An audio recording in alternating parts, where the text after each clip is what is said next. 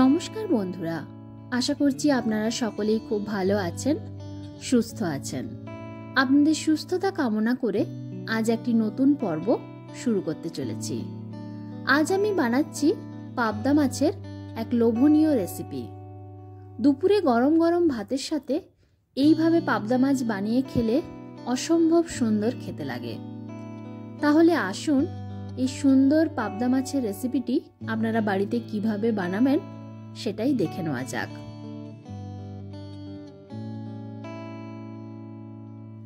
আমি এখানে 6 পিস বেশ মিডিয়াম সাইজের পাবদা মাছ নিয়েছি। মাছগুলি জলে খুব পরিষ্কার করে ধুয়ে আমি এখানে প্লেটে রাখছি। এখন আমি মাছে লবণ, হলুদ এবং পরিমাণ মতো সরষের তেল মাখিয়ে নিচ্ছি। এখন আমি দিয়ে দিলাম লবণ, এরপর আমি দিয়ে দিচ্ছি সামান্য পরিমাণে হলুদ গুঁড়ো, এরপর দিয়ে দিচ্ছি বেশ কিছুটা সরষের তেল। যেহেতু আঁশবিহীন মাছ, তাই তেল দিয়ে মেখে রাখলে এটা কিন্তু ভাজার সময় তেল ছেটানোর সম্ভাবনা থাকে না। মাছগুলো এখানে আমি খুব ভালো করে মেখে বেশ কিছুক্ষণ রেখে দিচ্ছি।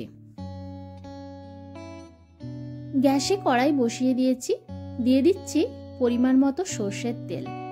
রান্নাটা আমি সরষের তেলেই করব, আর এই রান্নায় সরষের তেল একটু বেশি পরিমাণেই লাগে। তেল খুব ভালোভাবে গরম হয়ে এলে দিয়ে দেবো সামান্য একটু লবণ। লবণ তেলের মধ্যে দিয়ে দিলে মাছ ভাজার সময় মাছ কিন্তু কড়াইয়ে লেগে যাওয়ার সম্ভাবনা থাকে না। এখন আমি এক এক করে মাছগুলো তেলের মধ্যে দিয়ে ভেজে নিচ্ছি। মাছগুলো ওইদিকে ভাজা হচ্ছে, এদিকে আমি বাটির মধ্যে নিয়ে নিচ্ছি দুটো শুকনো লঙ্কা। লঙ্কাটা আমি ভেঙে নিচ্ছি। এরপর দিয়ে দিচ্ছি সামান্য পরিমাণে জল। এখানে আমি নর্মাল ওয়াটারই দিয়েছি, আপনারা চাইলে গরম জলও দিতে পারেন। এখন আমি এই শুকনো লঙ্কাটা বেশ কিছুক্ষণ ভিজিয়ে রাখবো। এদিকে মাছের এক পিঠ কিন্তু ভাজা হয়ে গেছে, অপর পিঠটাও আমি সুন্দর করে ভেজে নিচ্ছি।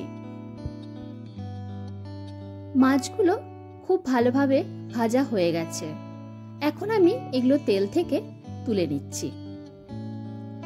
বাকি যে মাছগুলো রয়েছে সেগুলোও আমি ঠিক একইভাবে ভেজে নেব। মাছগুলো ভাজা হতে হতে শুকনো লঙ্কাটাও কিন্তু খুব ভালোভাবে ভিজে এসছে। এখন আমি একটা মিহি পেস্ট তৈরি করব। তার জন্য গ্রাইন্ডারের জার নিয়ে নিয়েছি, দিয়ে দিচ্ছি 4 টুকরো পেঁয়াজ। এখানে আমি একটা বড় সাইজেরই পেঁয়াজ ব্যবহার করছি, যেটা আমি 4টা টুকরো করে নিয়েছি। আর দিয়ে দিচ্ছি 4 কোয়া রসুন, একটা টমেটো যেটা আমি বেশ টুকরো করে নিয়েছি, আর ভিজিয়ে রেখেছিলাম যে শুকনো লঙ্কা দুটি সেটা দিয়ে দিলাম। এখানে লঙ্কাটা ভিজিয়ে রাখলে পেস্ট তৈরি করার সময় খুব সুন্দরভাবে পেস্টটা তৈরি হয়। দেখুন আপনারা, আমি সামান্য পরিমাণে জল দিয়ে একটা সুন্দর পেস্ট কিন্তু তৈরি করে নিয়েছি। এখন ফিরছি মূল রান্নায়। যে তেলে আমি মাছগুলি ভেজেছিলাম সেই তেলই আমি এখানে ব্যবহার করছি। ফোড়নের জন্য দিয়ে দিলাম 1/2 চামচ কালো জিরে। ফোড়নটা কয়েক সেকেন্ড সুন্দরভাবে ভাজা হয়ে এলে যে পেস্টটা তৈরি করে রেখেছি সেটা এখন তেলের মধ্যে দিয়ে দেব।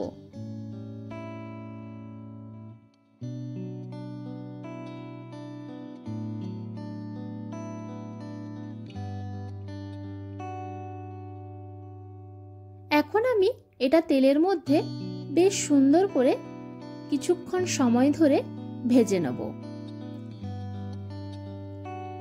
এখন আমি দিয়ে দিচ্ছি পরিমাণ মতো লবণ।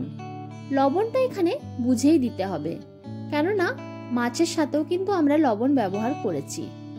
এর সাথে দিয়ে দিচ্ছি 1/2 চামচ হলুদ গুঁড়ো, 1/2 চামচ জিরে গুঁড়ো এবং 1 চামচ লাল লঙ্কার গুঁড়ো।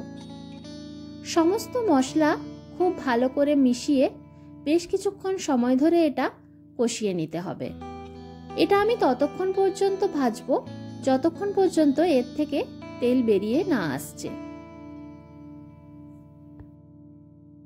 এখন আপনারা দেখতেই পাচ্ছেন মশলা থেকে কিন্তু খুব সুন্দরভাবে তেল বেরিয়ে এসছে। এখন আমি গ্রাইন্ডারের জার ধোয়া জল অল্প পরিমাণে দিয়ে দিচ্ছি। তারপর খুব ভালো করে বেশ কিছুক্ষণ নেড়ে নিচ্ছি। এরপর আমি আরও কিছুটা গরম জল অ্যাড করলাম। আমি এখানে হাফ কাপের মতো গরম জল ব্যবহার করছি, আপনারা চাইলে এর থেকে বেশিও ব্যবহার করতে পারেন। এরপর খুব সুন্দর একটা ফ্লেভারের জন্য আমি চেরা কাঁচা লঙ্কা দিয়ে দিলাম।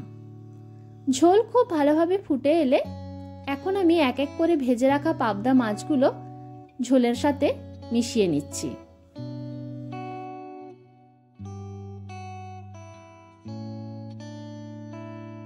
এখন দেখুন মাছ কিন্তু খুব সুন্দরভাবে তৈরি হয়ে এসছে। এখন আমি ওপর থেকে কিছুটা ধনেপাতা ছড়িয়ে দিয়ে গ্যাস অফ করে স্ট্যান্ডিং টাইমে রেখে দিচ্ছি।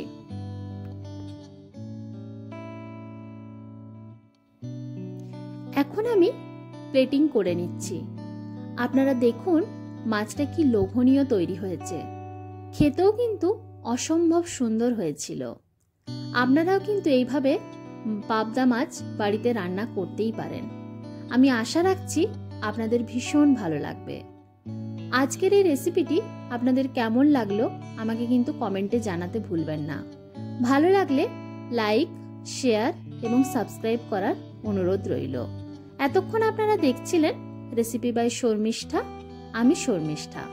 ভালো থাকবেন, সঙ্গে থাকবেন। ধন্যবাদ।